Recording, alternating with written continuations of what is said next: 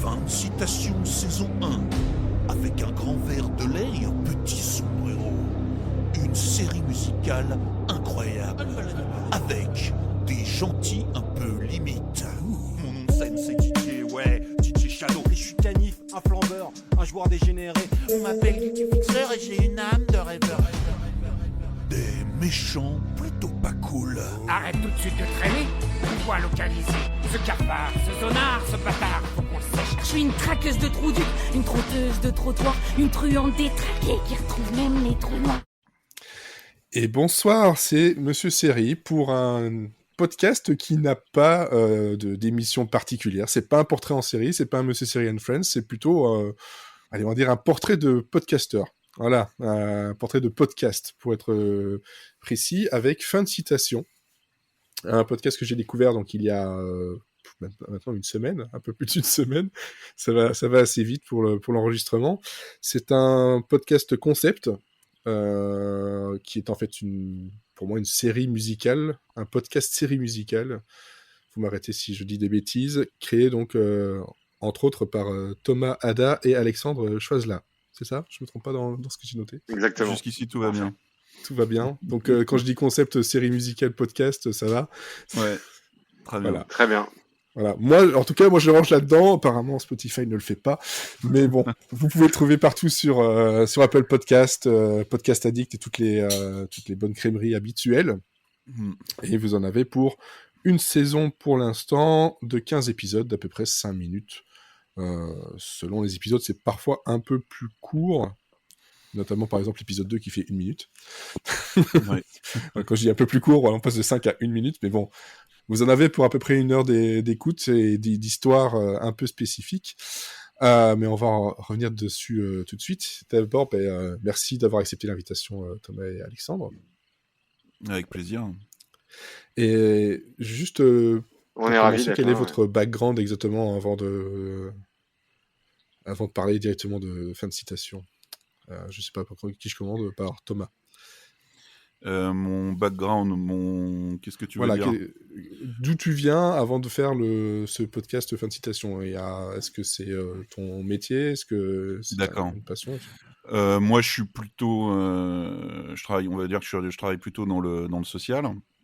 Mmh. Et la musique, j'en fais depuis que je suis ado. En gros, j'ai commencé par la batterie principalement, et puis progressivement je suis allé vers la musique électronique, d'abord sur PlayStation. Il y avait un super logiciel pour faire de la musique électronique. 2000. Musique 2000, ouais. Un truc absolument incroyable. Pour l'époque, c'était génial. Hein. Ah ouais, c'est un truc de fou. fou, quoi. Ah ouais, c'était vraiment un truc de fou. Et puis après, j'ai vu que sur le PC, notamment pour faire des samples, etc., c'était quand même beaucoup plus pratique qu'utiliser les petites cartes mémoire de la Play. Et voilà, et j'ai toujours fait de la musique à côté de mon activité principale. Voilà, jusqu'à ce que je rencontre... Alex, on se connaissait depuis un certain temps, mais jusqu'à ce qu'on travaille sur fin de citation, où là... on a eu un peu plus d'ambition sur ce projet particulier, quoi. D'accord. Et donc, Alex, de ton côté, toi, le niveau parcours, c'est la même chose ou c'est un peu différent de Thomas? Ouais, enfin moi je suis musicien là, maintenant je fais de la musique et j'enseigne. Mhm. C'est une histoire qui remonte, enfin qui est très liée à notre rencontre avec Thomas finalement, parce que nous, enfin on fait de la musique ensemble depuis assez longtemps. Donc moi, à la base, je jouais dans un groupe de rock il y a une dizaine d'années. Et puis avec les mutations de l'industrie musicale, j'ai été un peu vers d'autres choses. Donc j'ai fait un peu de musique à l'image D'accord. pour des boîtes d'édition, et puis j'ai enseigné aussi pas mal. Et puis ensuite j'ai eu des projets assez diversifiés dans des styles assez divers, du free jazz, voilà, toujours à la pop, à la chanson.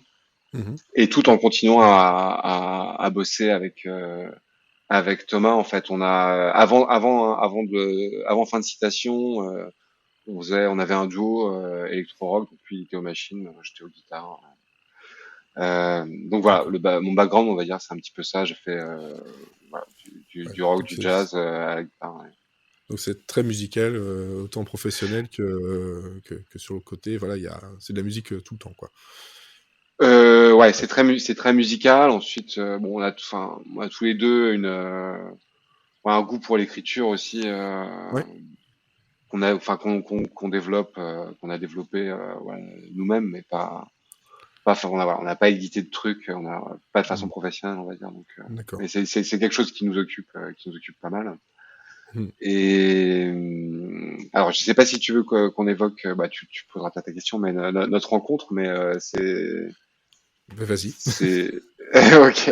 Oui, bah, oui, c'est Euh, ce qui allait venir, non, justement. parce que c'est assez en lien avec bah, ce qu'on va évoquer plus tard. Mais en fait, donc on était ensemble au lycée et D'accord. on s'est perdu de vue pendant pas Ouais, loin facile, de ouais. 10 ans, je crois. Ouais, Hein. Ah ouais, ouais. facile, ouais. C'était quelque chose comme ça, ouais, toi? Ouais. Et on s'est retrouvés, en fait, on s'est retrouvés complètement par hasard dans un vidéoclub. À l'époque où il y avait encore Des vidéoclips. alors c'était des vidéoclubs, voilà. Tout Alors simplement. c'était pas des, je sais, non, il y avait Moi, plus je de pense que VHS, hein, je c'était pense quand même, encore de la Thomas, à l'époque. VHS, C'était des hein. DVD quand même, non? Ou les deux, tu vois. Je pense qu'il y avait les deux. Non. Je sais plus. Ouais, les deux. Ouais. Les deux, peut-être, ouais. Un vestige de Ouais, ouais. VHS. Voilà, ouais. Il y avait peut-être encore quelques VHS, ouais. Et donc, du coup, en fait, c'est vrai qu'on a comment dire, un lien à la fois musical qu'on a développé, mais bien qu'on soit d'horizons complètement différents, parce qu'à l'époque, Thomas, il faisait vraiment de la musique électronique. Mhm. Euh, et moi pas du tout. Et aussi, enfin, disons, un lien qui s'est développé en parallèle avec des échanges sur les films, sur les séries, sur voilà, sur plein de choses en fait annexes. Et bon, on en parlera probablement plus tard, mais en fait, Thomas m'a fourni pendant des années en série et en film. Voilà, Voilà, c'était c'était c'était mon fournisseur. le nouveau vidéoclub. Exactement. Donc, musicien, scénariste, vidéoclub, Multitâche, quoi. personnel. Il fait Exactement. absolument de tout. Tout à fait. D'accord. Et donc tout ça, voilà, ça a fini par mener à la création de Fin de citation. Et quel a été justement le point de départ de cette de création-là, de se dire, ben, on va faire de la musique, on voulait faire un album, ou en fait, non, c'était clair dès le départ que c'était une série, ou ça a muté au fil de l'écriture? Alors, en fait, c'est parti. Donc, j'avais pas précisé ça, mais effectivement, moi, mon truc, c'est l'électro. Principalement, c'est de faire des morceaux Ouais. avec des machines, etc. Principalement sur PC. Et, et donc, un jour, j'ai sorti une instru que j'aimais bien. Voilà. Et j'avais vraiment envie d'en faire quelque chose. Et on a cherché quoi faire dessus. On s'est dit que ce serait bien d'essayer de raconter un truc un peu marrant. Donc c'est parti sur un braquage de Pôle Emploi. Et puis finalement on s'est ravisé et puis Alex a amené cette idée de braquage de pharmacie. Et donc on a commencé à écrire ce truc-là. Et en fait en écrivant ce truc-là, on a commencé à essayer d'écrire les bios de nos personnages, en fait, puisqu'il y avait des personnages, du coup, il y avait des personnages qui étaient mis en scène dans ce truc-là. Et à un moment, dans une bio d'un des personnages, Ouais. il y avait écrit qu'un morceau qui s'appelait La douche à Fleury était en préparation. Et donc, du coup, on s'est dit prison, braquage. Est-ce que finalement, on n'essaierait pas de raconter comment ces mecs qui ont fait un braquage sont allés en prison et pourquoi on raconterait pas aussi un petit peu le début, en fait. Et au début, on n'était pas vraiment parti dans cette idée-là, mais en fait, au fur et à mesure de l'écriture de ce morceau-là et du développement des personnages, on s'est rendu compte que ouais, on avait envie de raconter une histoire et il y avait moyen de le faire, quoi. Donc c'est vraiment Alors, oui. pardonne-moi, alors que à la base on faisait vraiment de la musique Ouais. instrumentale en fait. Et Ouais. voilà, quand on a comme Thomas, il amenait parfois des beats assez qui amenaient un petit peu de la scansion ou du rap, bien que nous on soit pas du tout, on n'a pas de, enfin, on se revendique pas du tout comme rappeur, mais comme il amenait ce genre de musique là, ça nous a quand même poussé, disons ça nous invitait vraiment à poser du chant dessus.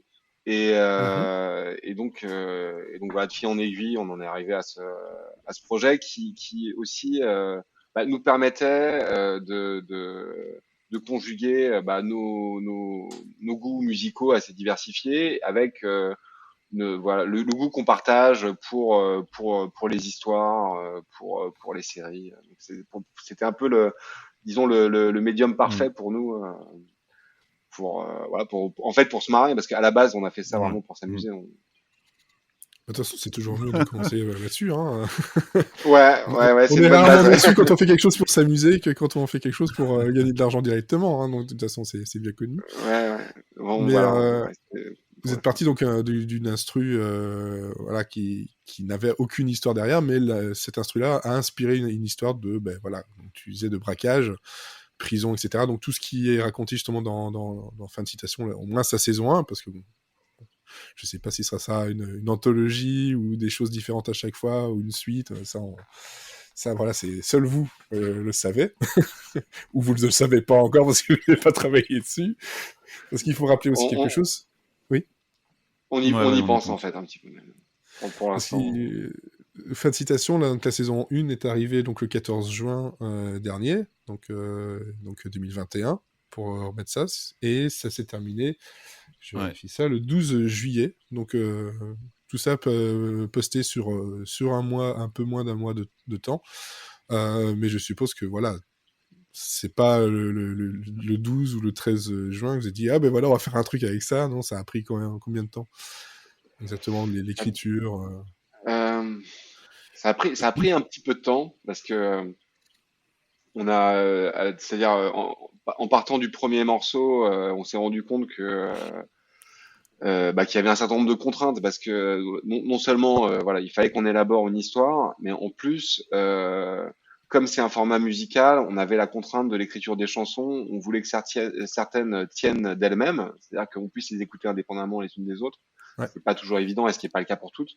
Donc on avait un certain nombre de contraintes et voilà, en termes de logistique et d'organisation, on a appris un petit peu en faisant des erreurs, on va dire. Donc du coup, ça nous a pris un certain temps. Ouais, d'autant plus qu'avec la pandémie, ça devait pas être très très simple non plus. Et en fait, ça a un petit peu accéléré le processus d'une certaine manière. Enfin, parce que Thomas avait,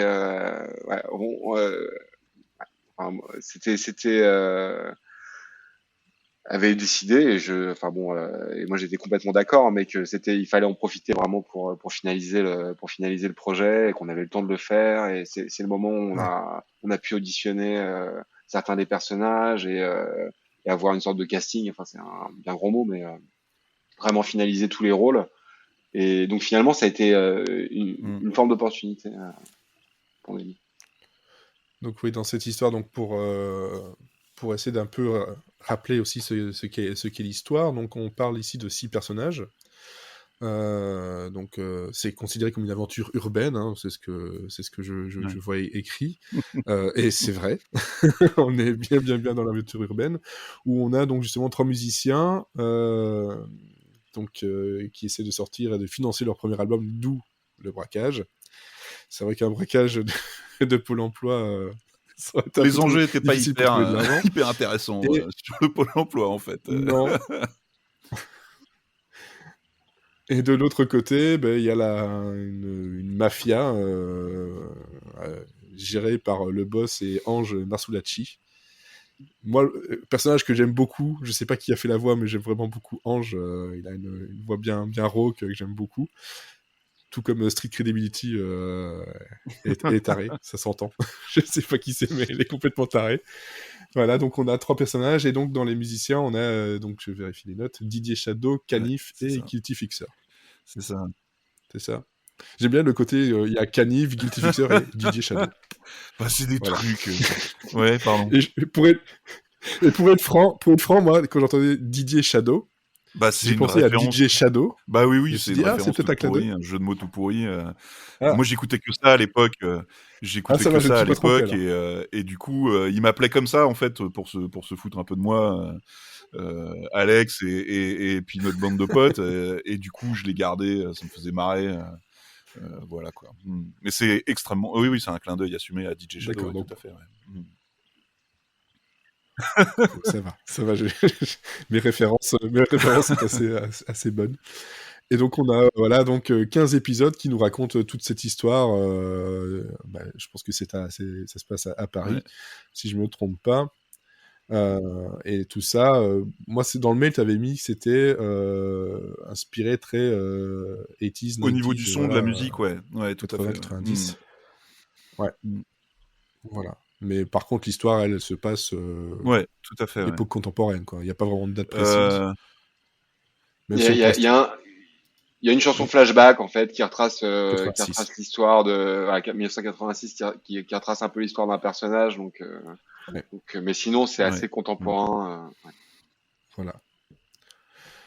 Donc voilà, ça c'est le fin de citation. Et donc on suit cette histoire-là, tout avec 15 Mm. instrus bien différentes. Ça, franchement, là, chapeau. Parce qu'effectivement, ça fait un album complet, avec des paroles qui tiennent la route et qui surtout racontent une histoire sans qu'on soit trop perdu entre les personnages. Et franchement, voilà, moi ce que je disais juste avant d'enregistrer, c'est que niveau prod, c'est très très très propre. Euh, Surtout que si ça a été fait à distance, encore mieux, parce que là, Non, je sais non, pas non, si non, on tout a n'a été pas fait à tout fait à distance, distance. non? C'est un patchwork. Ouais, parce que je pense que niveau Non, voix, non, c'est non, un on peu a fait des compliqué. trucs. On est parti de temps en temps dans une maison de vacances avec un peu de matos. On se retrouvait, on D'accord. écrivait, on bossait, etc. Et puis, non, non, on a vraiment essayé de privilégier pour les instrus, en tout cas, de faire ça ensemble. Euh, Après, pour les textes, Ouais. non, mais si, on a tout fait ensemble, en fait. Très peu de travail à distance, quoi. Ouais, il y avait un petit peu de ping-pong, mais c'est vrai qu'on a essayé de bosser le maximum ensemble. Et Mhm. ensuite, pour la prod, c'est vrai qu'on a bénéficié du travail d'un studio à Ouais, Paris qui s'appelle Soda Sound, avec ouais. lequel on s'est très très bien entendu. D'accord.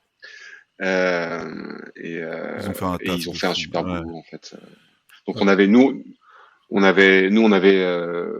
avait tous les morceaux maquettés, on avait toutes les pistes, mais Ouais. ils nous ont quand même bien aidé sur la ouais, réal et sur la prod. Donc D'accord. Sébastien Donc, César au studio Soda Sound ouais, il a vraiment ouais. fait un taf de ouf. Ouais. ouais, d'accord. Ouais, effectivement, c'est vrai que c'est vraiment un travail très très propre niveau voix et instru. De se suivre comme ça, c'est vraiment, comme j'ai dit, hein, c'est vraiment un truc qui, moi, m'a directement tombé dans l'oreille dès les 2 premiers morceaux. Je me suis dit, ah ouais, d'accord, il y a quelque chose là derrière à creuser. Et puis, bah, j'ai écouté tout d'une traite, donc c'est que ça a marché. Euh, mais là-dedans, donc tous les morceaux, vous les aviez déjà écrits au moment de passer justement dans ce studio-là, où il y a encore eu des... Parce que je suppose qu'il y a toujours un petit moment où on retravaille un truc qui va pas, ou au moment Alors, d'enregistrer les voix. Thomas va en parler peut-être, mais j'introduis juste le sujet. En fait, on n'avait pas terminé le final en fait. La chanson, D'accord. enfin en fait c'est pas la chanson exactement finale, mais c'est la chanson disons qui est un petit peu qui permet de conclure un petit peu l'ensemble de la saison. Ensuite il y a un épilogue et on n'avait pas terminé au moment de Ouais. rentrer en studio de mixage, donc ça a été un petit peu épique quoi. Mais bon ça nous a forcé à faire les choses quoi. Hein. Ouais, c'est ça. Ouais. Il n'y a pas le choix, là, faut le faire. Thomas, Thomas, Thomas, il y repense, il a pas de commentaire à faire, tellement il est affligé.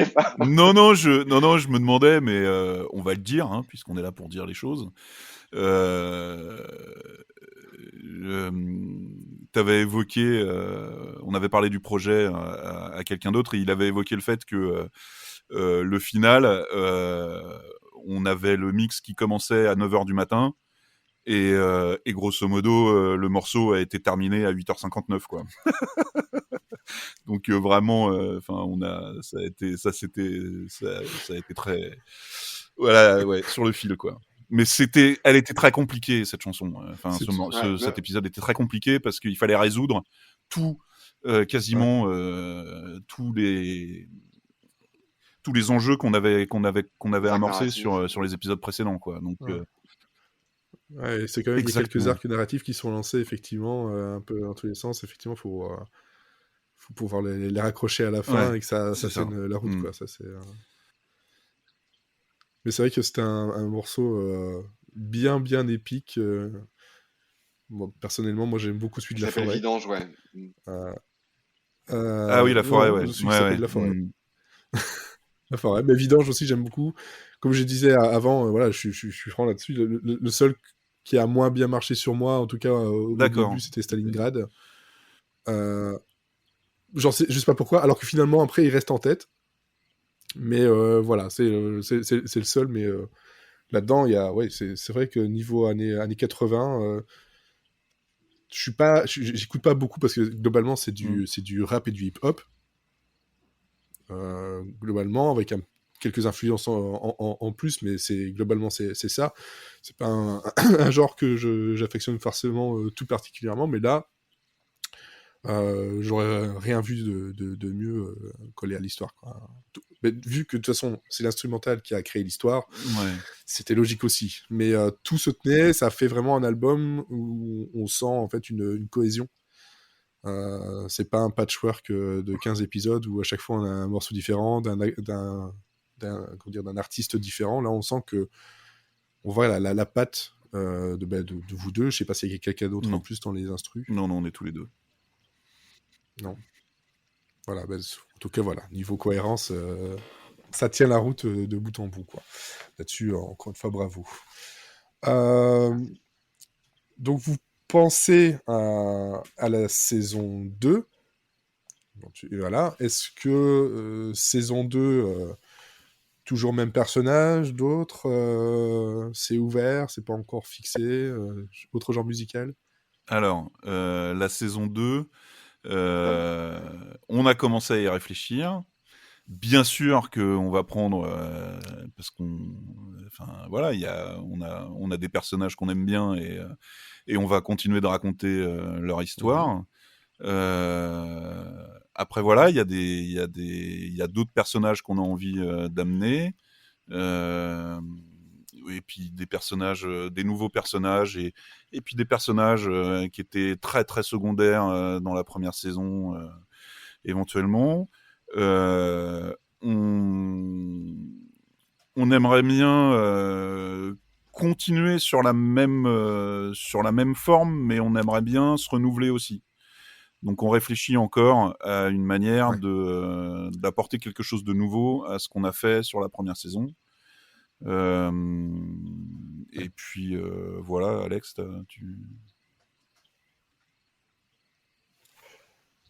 si, bah, surtout, on va aussi faire péter le budget parce que Ah oui, ça a c'est voyagé vrai. beaucoup.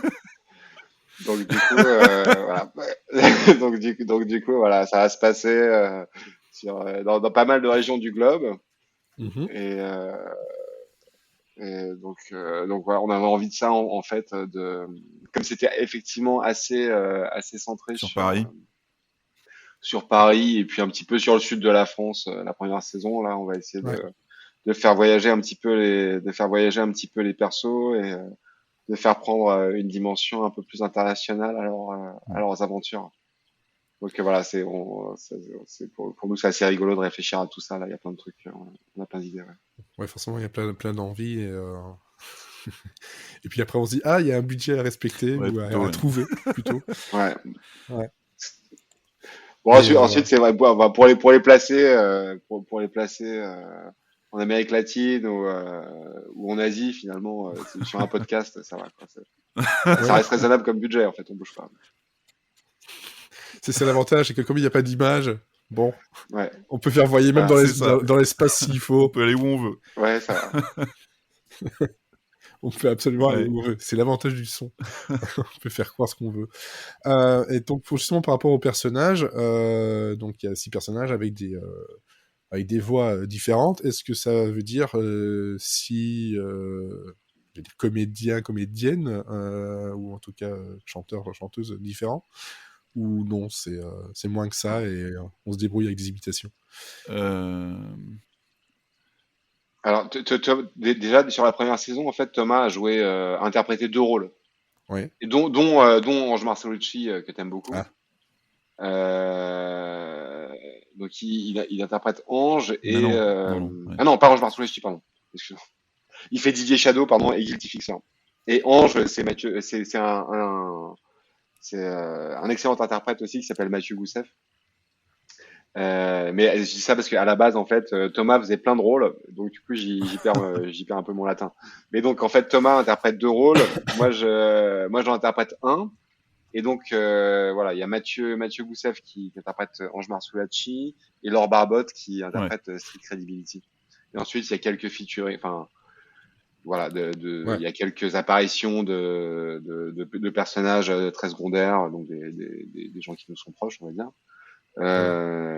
Sur la suite, on n'a pas réfléchi forcément. Alors, il y a des personnages qui pourront plus apparaître. Mais ça, faut écouter pour savoir. Voilà, voilà, exactement. Et ensuite, voilà. Mais on n'a pas encore vraiment réfléchi à voilà, aux comédiens, comédiennes forcément qu'on va utiliser, même si on veut. À part justement, voilà, de vous deux, c'était des comédiens et comédiennes de métier ou pas forcément? Ah bah. Alors, oui et non, on va dire.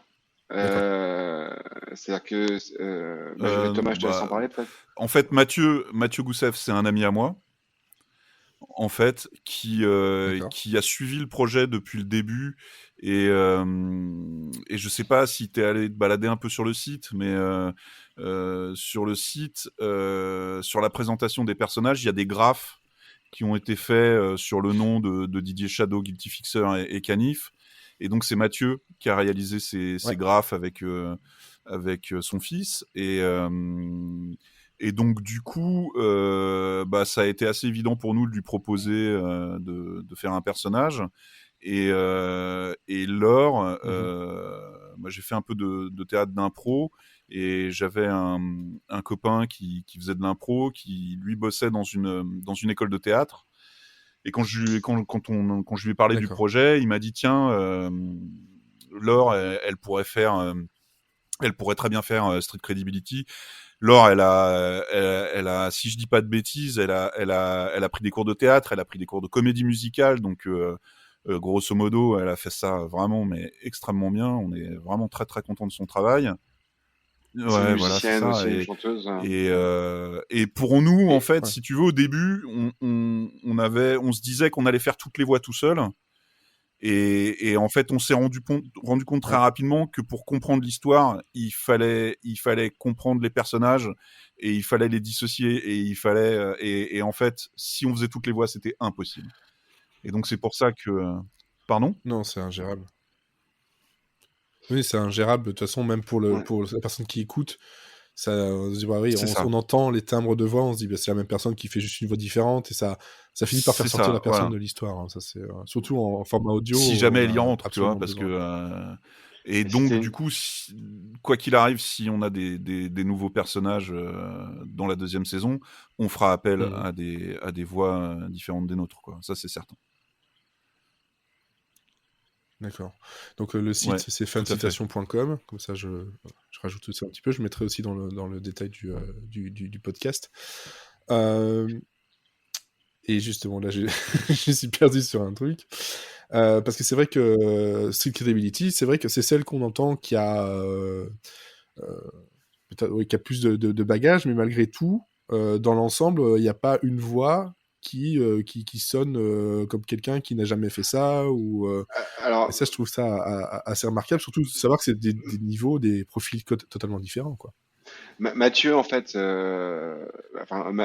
Mathieu qui interprète Ange Marcellucci, il a un background aussi en chant, en fait, donc on a enregistré. C'était une bonne surprise, moi je le savais pas, et quand on l'a enregistré, en fait, il a un coffre assez spectaculaire. Donc il a un côté très théâtral. Enfin, il arrive vraiment il a complètement réinventé le personnage qu'avait interprété Thomas. Mm. Et c'est vrai que c'est difficile en fait nous on avait toutes nos démos en fait avec nos voix comme perso, et donc Thomas ayant aussi un certain talent pour ça, il avait fait plein de personnages et moi j'étais habitué à les entendre. Et dans ma tête, c'était impossible de remplacer la version de Thomas. Et je veux dire que Mathieu, il a fait un très beau boulot là-dessus. Et que voilà, disons, il a non seulement une sorte de bagage technique là-dessus, puis une sorte de vista naturelle. Donc c'était chouette, ouais. Ok. Et bon, enfin, Laure nous a bluffé aussi. Et puis bon, nous, on a fait ce qu'on a Ah ouais, pu. ce personnage moyen. est complètement fou. Hein. C'est Ouais, dans les et l'enchaînement des punchlines, c'est des coups au ventre à chaque fois, quoi. J'ai trouvé ça assez puissant. Ouais. Elle a bien, elle a bien, et puis elle a injecté une sorte de dose de folie un petit peu dans le perso. Ouais, même dans la voix, il y a la voix qui déraille un peu de temps en temps. Elle est incroyable. Incroyable. C'est vrai que là, niveau boulot, c'est pour ça que ici j'apprends justement un peu comment vous avez fait. Bah, globalement, je suis surpris parce que je m'attendais à un niveau de pas de production, mais de moyens plus élevé que ça. Finalement, bon ben voilà, vous avez bien bluffé, bravo. Ouais, c'est assez do it yourself, ouais. Ah ouais, bah c'est en tout cas pour du do it yourself, quand je vois ce que moi j'essaye de faire globalement, qui me fait ça totalement en dilettante, j'ai encore du boulot. On donne des cours. Bon. Ouais, bah pour l'instant, je raconte des histoires pour les enfants. Voilà. C'est pas pareil. Super. C'est pas pareil. Mais par contre, pour la saison 2, justement, voilà, vous êtes en recherche, etc. Et vous avez une saison 1 qui est là, qui peut servir justement de matériel de promotion. Vous pensez à du crowdfunding ou non, pas du tout? Vous préférez pas? Alors, pourquoi pas, en fait, on a... Comme on avait, enfin, du fait du côté un petit peu hybride du projet, à savoir que ça tombe pas complètement, même si ça a été assez bien accueilli par disons les podcasteurs qui ont écouté, c'est quand même assez particulier. Pour les labels purement musicaux, c'est un petit peu particulier aussi. Mmh. Donc ça reste un projet assez hybride. Ensuite, développer une communauté et faire appel à du crowdfunding, pourquoi pas, en fait. On était assez sur des productions, faire appel à des productions de podcasts. On y réfléchit, on voit éventuellement ce qu'on peut faire. Nous, c'est vrai qu'on aime bien avoir cette liberté-là de faire ce qu'on veut. Ouais. Donc, si possible, en fait, faire ça avec nos propres moyens, ça nous paraît. Comme ça, si jamais il y a un truc qui va pas, c'est uniquement pour vous. Et, c'est ça. Voilà, ouais. Ensuite, pourquoi pas, enfin, disons, faire appel aux gens. Sur la première saison, on a bénéficié d'une sorte de crowdfunding de gens très proches, grâce auquel le projet a eu lieu, des très bons amis de Thomas. Et donc ça nous a servi énormément. Mais ensuite, faire appel à au bon vouloir des gens pour faire advenir la saison 2, pourquoi pas. Mais ensuite, faut qu'on ait des choses intéressantes à leur proposer. Donc on va voir. Pour l'instant, on est sur le financement de la saison 2, là, on est en train d'y réfléchir. Déjà l'écrire et la trouver avant de demander pour la financer, effectivement. C'est mieux dans ce sens-là, effectivement. Ça met moins de pression parce que là, on vous demande juste de l'argent pour pouvoir le sortir et pas pour pouvoir le faire, c'est différent. Après, là... Ouais, mais bon, à la fois, c'est pas mal. Enfin... ce que je voulais dire, c'est que là, l'atout qu'on a, c'est que on a, sur la première saison, on a une expérience assez costaud de comment on fait pour y arriver en fait. Alors que pour la première saison, on savait pas du tout où on allait, comment on faisait. Là, on maîtrise à peu près toute la chaîne de production du truc. Donc, on peut être aussi un peu malin là-dessus et anticiper à mort là-dessus, quoi. Oui, c'est ça. En tout On cas, sort- voilà. C'est pas quelque chose de nouveau, là, vous savez, les Ouais. pièges qui peuvent vous attendre. C'est vrai que ouais, toutes les. Bon, alors, il y a forcément d'autres erreurs qu'on fera, mais on a déjà fait, comme on a fait un paquet d'erreurs sur la première, Ce serait bien de pouvoir celle-là, voilà, celle-là au moins, théoriquement, on la refera plus, donc on va gagner un petit peu de temps en tout cas, ça c'est sûr. Et niveau inspiration, à part justement, voilà, les niveau musical, voilà, quelles sont les aspirations niveau série télé qui vous ont amené justement à écrire fin de citation, ou même par petits bouts, hein, parce que bon, voilà. Là, vous allez dire c'est Benny Hill, c'est Ah bah, c'est Maggie, ça c'est certain. Alors, Oui. Alors là,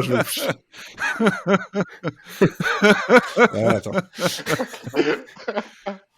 Alors, il se trouve qu'en plus, Maggie était supposément tournée juste à côté de notre bled d'enfance avec Thomas. Donc, on a un lien particulièrement fort avec Maggie. Je vais garder ça comme titre du podcast. Fin de citation, le podcast inspiré par Maggie. C'était avec Hervé. Non, c'est Jean-Marc comment il Thibault. s'appelait Ouais. Jean-Marc Thibault. Ouais, c'est ça, Jean-Marc ouais. Thibault. C'est Jean-Marc Thibault. Ouais. Et Rosie Et, Vart. Ouais, Rosie Vart. Rosie Et Vart. Marc Marc Villalonga. Voilà. Marthe Villalonga, bien sûr. Marc Villalonga, quoi. C'est Marthe Villalonga. Voilà. Donc il y a plein de petits jeunes qui écoutent, qui font qui quoi comment Je croyais que Maggie c'était la petite fille des Simpsons. Quoi Non. Maggie, grosse influence. Voilà, série des 80s dans une ville ultra cossue, une des villes les plus riches de France, je pense, avec des gens qui ont des problèmes, mais vraiment minimes en fait. Problème de riches. Voilà, exactement. Ouais, c'est du vaudeville. Mais je dois dire que je ne boudais pas mon plaisir parce que on devait être jeune, hein, on devait avoir 8-10 ans, je pense. Moi, ça m'est arrivé de mater les épisodes entiers de Maggie. Ouais. Je le confesse, voilà.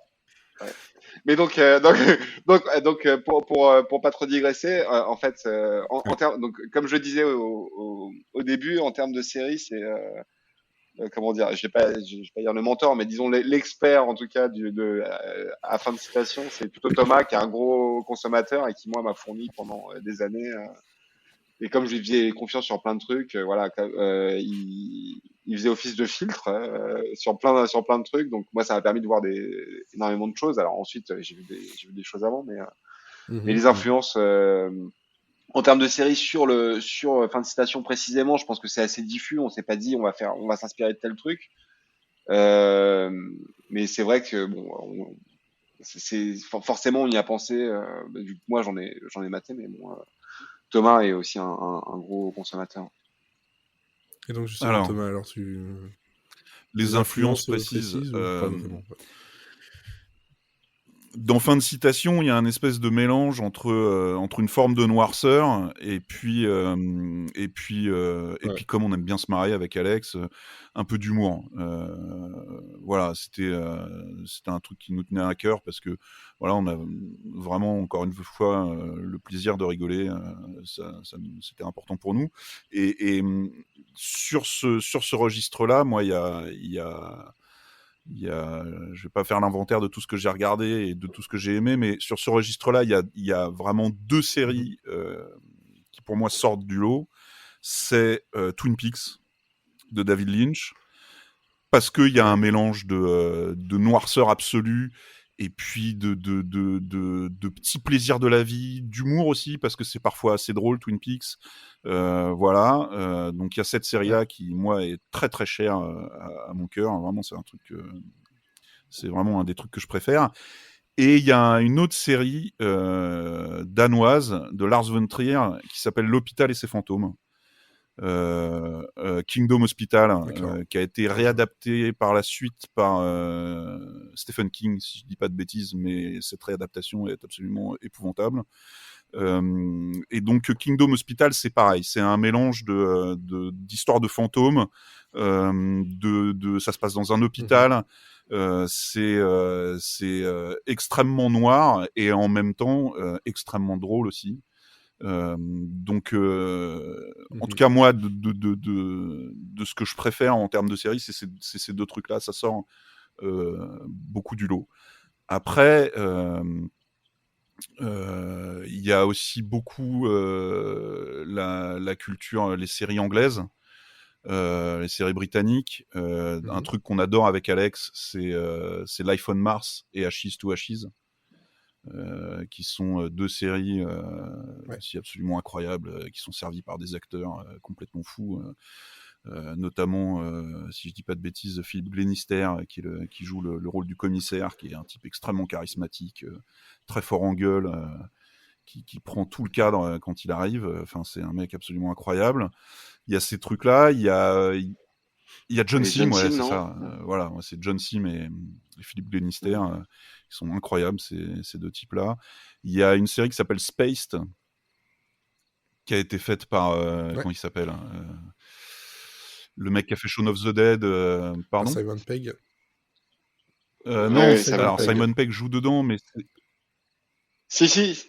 Il est dedans, mais c'est Richard Wright, non, c'est pas ça, non? C'est Edgar Wright. Ouais, voilà. Edgar Wright, ouais, c'est ça. Ouais. Ils sont toujours un peu dans le même truc. On en avait reparlé justement on avait revu le pilote dans un podcast qui a déjà une ou deux. C'est une super série, quoi. Alors moi, je l'ai revu il y a pas hyper longtemps. Alors je trouve que ça a un tout petit peu vieilli, quand même. Mais ça reste quand même très très chouette. Et il y a des épisodes complètement dingues. Ouais, c'est un peu vieilli, oui. Les épisodes quand même qui sont très chouettes. Oui, mais ça, voilà, c'est le problème. C'est la loi du genre. C'est que c'est marqué par une époque et on sent bien, quoi. Ouais. Mais moi, si je parlais justement sur les inspirations, voilà, c'est parce que dedans, j'en ai trouvé des inspirations, enfin, en tout cas, des petites ressemblances comme ça avec une série plus récente qui est Family Business sur Netflix. Pas vu du tout. Voilà. C'est le côté justement. Family Business, oui. C'est le truc avec Gérard Darmon et. C'est ça. Si. Avec Gérard Darmon. Ah si, mais je l'ai vu. Oui, je l'ai vu ce truc-là. Oui, je l'ai vu. Oui. Voilà, le côté justement avec le côté un peu mafieux, les embrouilles, etc. Le côté humour, mais en même temps, c'est assez lourd. Voilà, c'est dark. Bon, Family Business va chercher encore plus loin parce que c'est pas le même type d'humour. Je précise quand même pour ceux qui n'ont pas encore écouté. Mais il y a le côté dichotomie entre justement les personnages, l'humour. Ouais, c'est ça, des mecs qui mettent des pieds dans un truc qui leur correspond pas du tout et qui sont très rapidement dépassés par les événements, quoi. Voilà. Ouais, si je me trompe pas, en plus il y a parce que comme dans Fin de Citation, il y a un tout petit aspect poker. Il me semble que Jonathan Cohen aussi perd une grosse somme en ligne parce qu'il essaye de trouver des thunes à un moment. Oh, il lui arrive tellement de choses. C'est le mec qui a que les mauvaises idées. Mais curieusement, mais en fait, je crois qu'on avait. Alors du coup, ça n'a pas du tout été une inspiration, parce que en fait, je crois qu'on avait bouclé le truc. On avait complètement bouclé le scénar. Et moi, j'ai vu 2 épisodes, je crois. Ensuite, j'ai lâché. D'accord. Mais en fait, c'est en tout cas consciemment ou inconsciemment. Alors, peut-être un petit peu dans le même genre, mais c'est pas une série, mais peut-être de manière plus consciente, peut-être Anacrim et Botanique aussi, ça a dû nous inspirer un petit peu. Mais je pense pareil, on n'y a pas du tout pensé, mais c'est l'ambiance un peu Guy Ritchie, quoi. Le truc qui devait se passer très très bien, qui se casse la gueule comme il faut.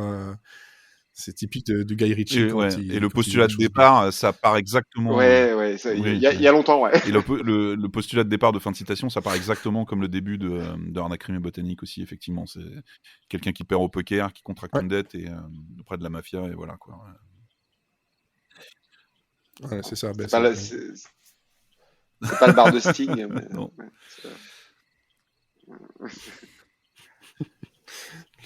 Non, c'est pas pareil du tout. Donc voilà, niveau Fin de Citation, je pense que globalement, on a fait un bon tour. Tout ce que je peux vous conseiller déjà, c'est d'écouter. Si vous l'avez pas encore fait, faites ça tout de suite. Enfin, après avoir écouté le podcast ici, bien sûr, parce que sinon c'est un peu idiot, mais au moins, comme ça, vous saurez de quoi on parle, ou écoutez-le avant. Si vous voulez, maintenant, ça va être bizarre. Je suis en train de partir dans un truc temporel, je me casse la figure, je l'écrirai. Écoutez le podcast et puis revenez ici. Voilà, c'est beaucoup plus simple. Mais encore une fois, bravo Merci. pour le boulot. Merci beaucoup. Moi, je prévois justement ce que je fais rarement. Je prévois une réécoute.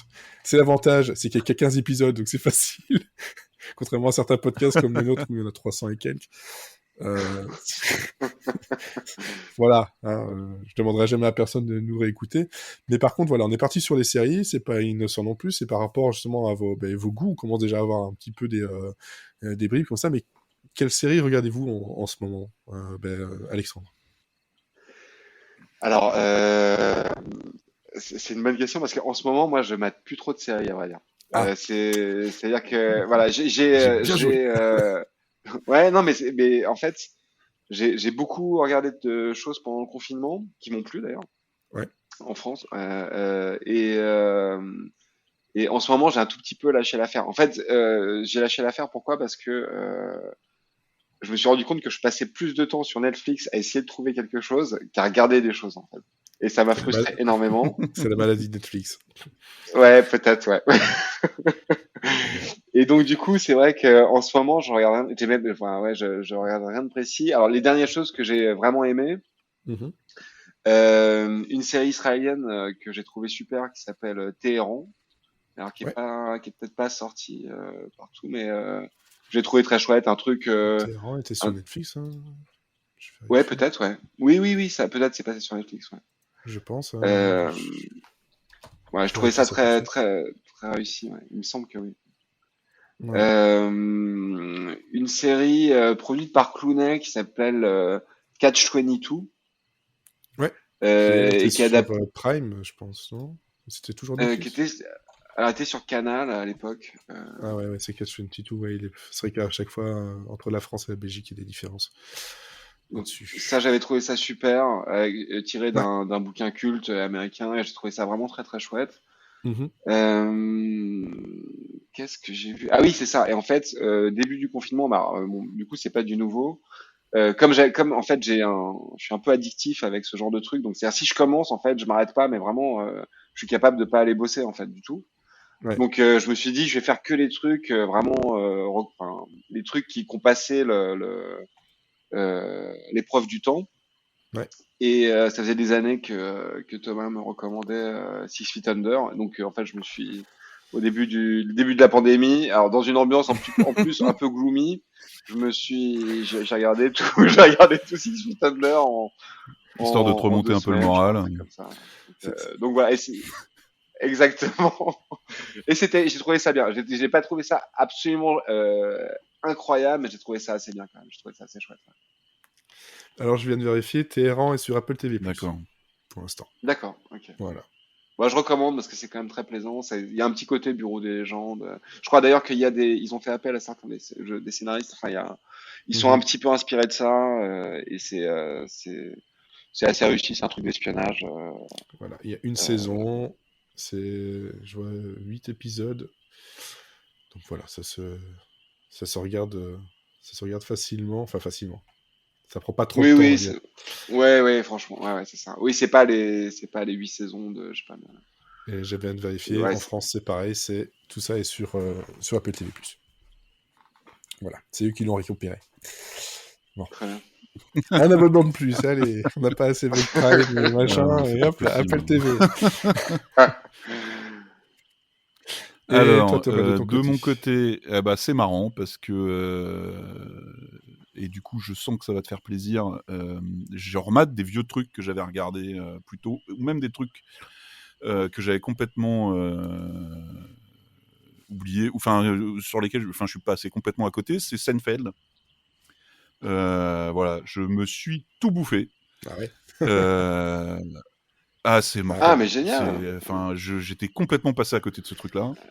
Et il y a des épisodes où j'ai limite pleuré de rire, quoi. Vraiment, un épisode où ils usurpent l'identité de quelqu'un pour monter dans une limousine, c'est un truc absolument Ah ouais, c'est Ah, juste l'épisode un du truc nazi. de dingue, quoi. Ils sont forts, hein. Ils ont osé ça sur NBC. Il faut se rappeler ça. C'est Mm. sur NBC, on te montre un truc nazi, ouais, voilà, et Ah sous le ton ouais. de l'humour, en plein New Ah, et la York juif. construction de C'est l'histoire, la manière dont ils t'amènent le voilà. truc et tout, c'est incroyable, quoi. Vraiment, c'est. L'épisode est Et fou. si, Vas-y, si vas-y, je peux vas-y. rebondir, T'inquiète. excuse-moi Thomas de t'attendre, mais là-dessus, ce que je trouve absolument, enfin, il y a aussi toutes les saisons, du coup, de la personne qui a écrit la plupart des épisodes. Euh, c'est, Ouais, c'est Larry j'allais dire, David. Larry David, j'allais dire Larry Clark, carrément. Larry David et donc Curb Your Enthusiasm. Ouais, Ils vont sortir une nouvelle saison dans très peu de temps, ou elle elle est vient de sortie. sortir. Ouais, Ouais, voilà. et on a 2 épisodes que j'ai C'est- regardés. Ouais. ouais, et moi je trouve que c'est aussi excellentissime. Ce mec est fou. Ce mec est totalement fou. Mais vraiment.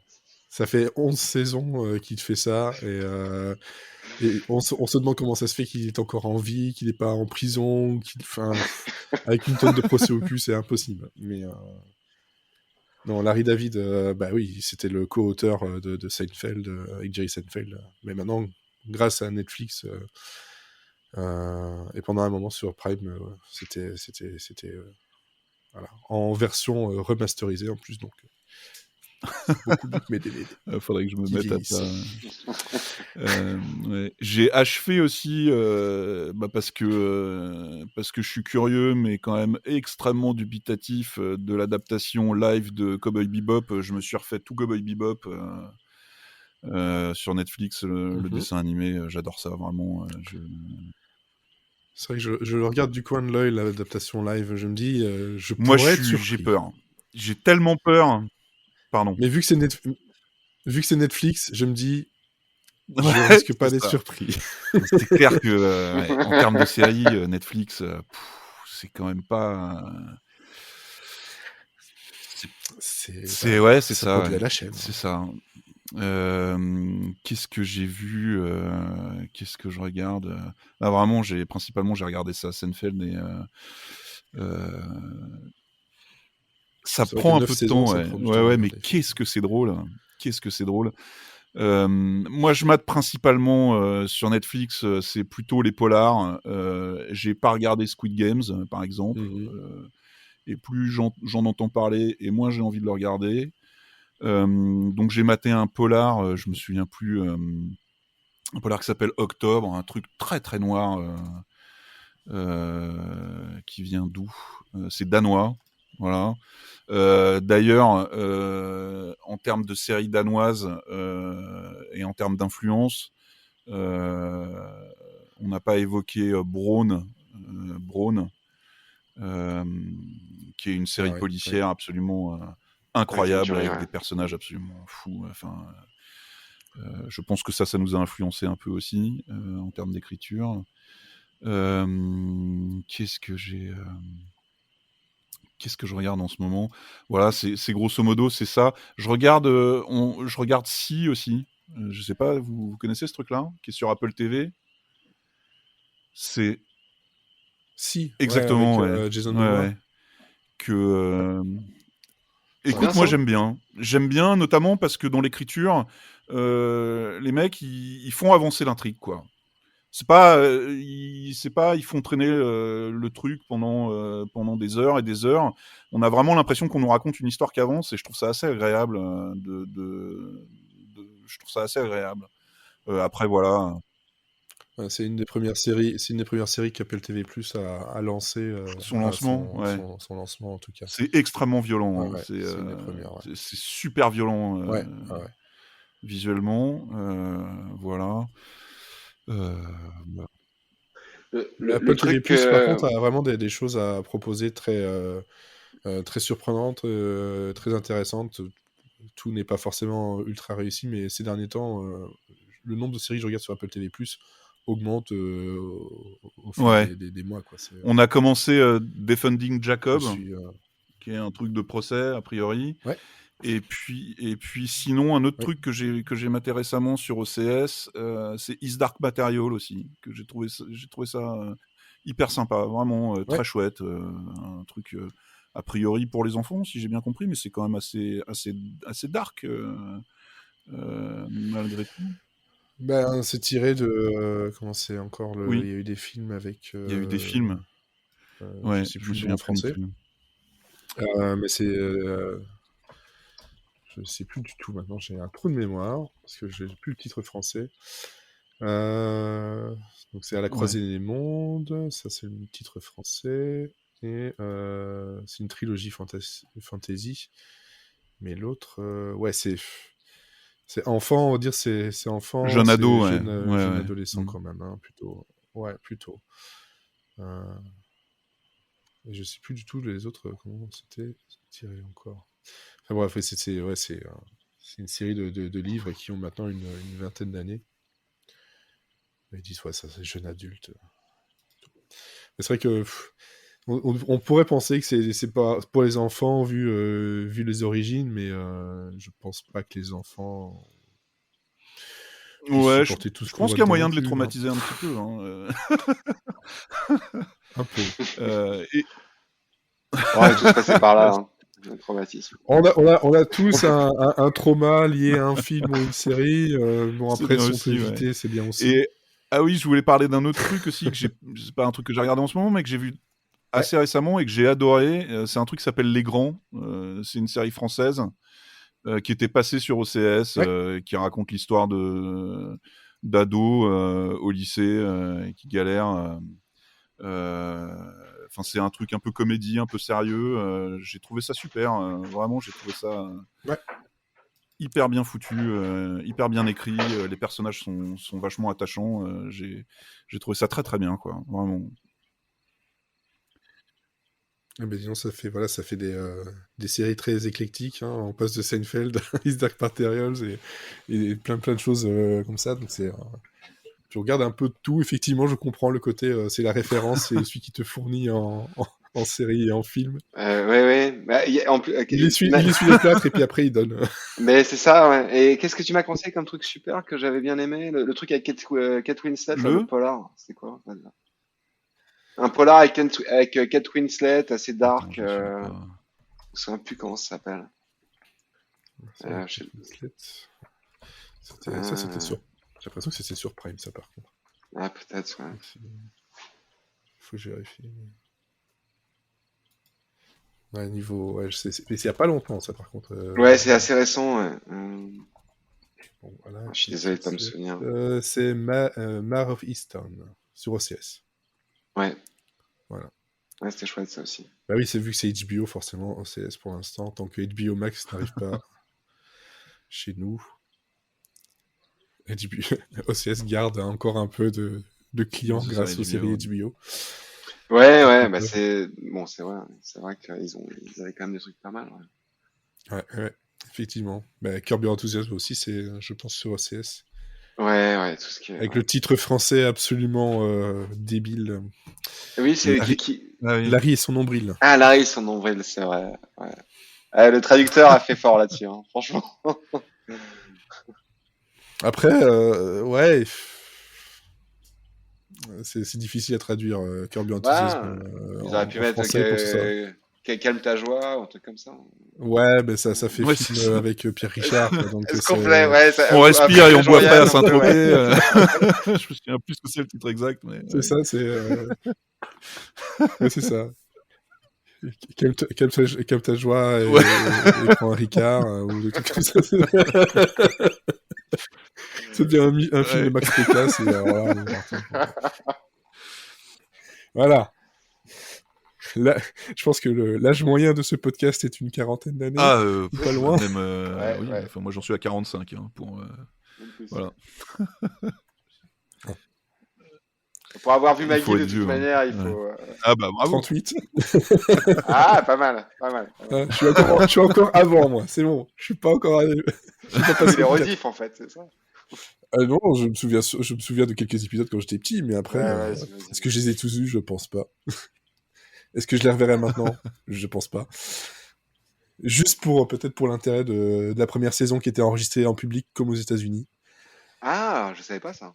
Voilà, ils ont essayé de coller comme les sitcoms américaines devant un public avec des rires qui étaient réels et pas des rires enregistrés. Wow. La première saison l'est, mais la suite. Ah ouais, bah ouais. Tu Ça m'étonnes, coûtait trop cher. ouais. Bah oui. D'accord.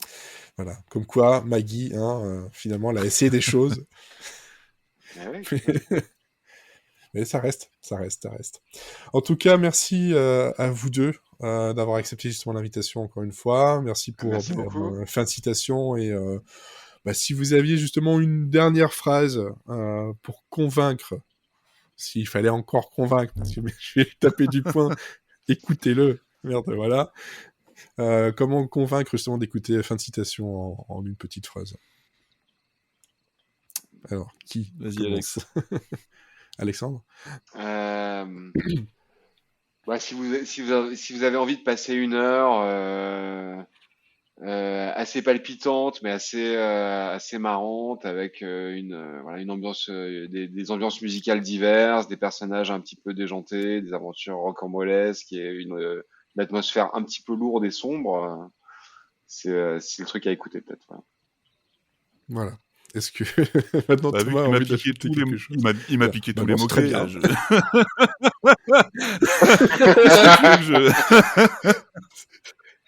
C'est pour ça en fait le truc. Oui, vas-y d'abord. Comme il a dit lui. Ouais, c'est ça. Ouais. C'est un peu Allez-y. Enfin, si vous avez envie de vous marrer un peu en écoutant de la musique pas trop dégueulasse, allez-y et on vous raconte une histoire. Pas trop dégueulasse. Je pense qu'il y a certains producteurs qui aimeraient bien faire cette musique à ce niveau-là quand même et qui sortent. Non, mais je ne citerai pas de nom. Enfin, ouais.